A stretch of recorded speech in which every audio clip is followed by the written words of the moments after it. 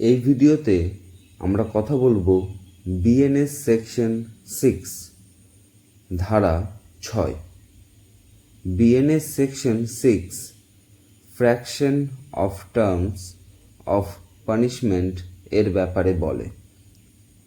এর ডেফিনেশনে বলা হয়েছে ইমপ্রিজনমেন্ট ফর লাইফ মানে আমরা জানি আমৃত্যু বা আজীবন কারাদণ্ড, কিন্তু কিছু এমন জায়গা আছে যেখানে ইমপ্রিজনমেন্ট ফর লাইফ এই টার্মটি 20 বছরের জন্য হবে। কিছু লিগ্যাল ক্যালকুলেশনের উদ্দেশ্যে এটি ধরা হবে। যেমন ধরুন, রেমিশনের জন্য অ্যাপ্রোপ্রিয়েট গভর্নমেন্ট রিডিউস করতে পারে। সাধারণত গভর্নমেন্ট ইন্ডিপেন্ডেন্ট ডে, রিপাবলিক ডেতে এমনটা করে যে অর্ধেক সাজা পার করলেই অনেক অপরাধীকে ছেড়ে দেওয়া হয়। তখন এক্ষেত্রে যাদের লাইফ ইমপ্রিজনমেন্ট হয়েছে তাদের অর্ধেক সাজা কিভাবে ক্যালকুলেট করা হবে?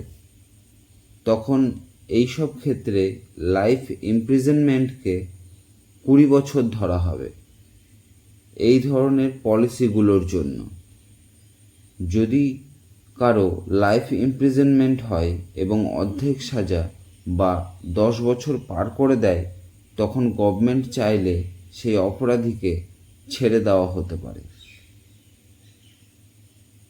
নেক্সট, যেমন যদি কোনো অপরাধী অর্ধেক সাজা পার করে নেয়, বিহেভিয়ার ভালো থাকে, তখন এই অপরাধীকে কিছু সময়ের জন্য প্যারোলে ছাড়া যেতে পারে।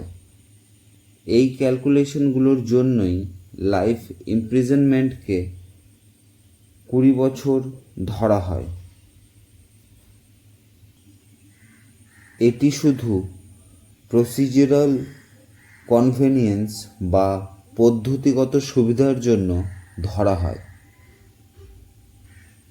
এছাড়া লাইফ ইমপ্রিজনমেন্ট মানে আমৃত্যু কারাদণ্ডই।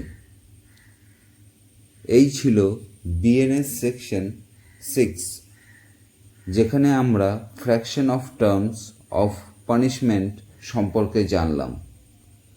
আশা করছি বুঝতে পেরেছেন। যদি কোনো কনফিউশন থাকে কমেন্টে জানাবেন। এই চ্যানেলে আপনি বিএনএস বা আইন সংক্রান্ত বিষয়গুলো খুব সহজেই জানতে এবং বুঝতে পারবেন। তাই চ্যানেল অবশ্যই সাবস্ক্রাইব করে নেবেন। ধন্যবাদ।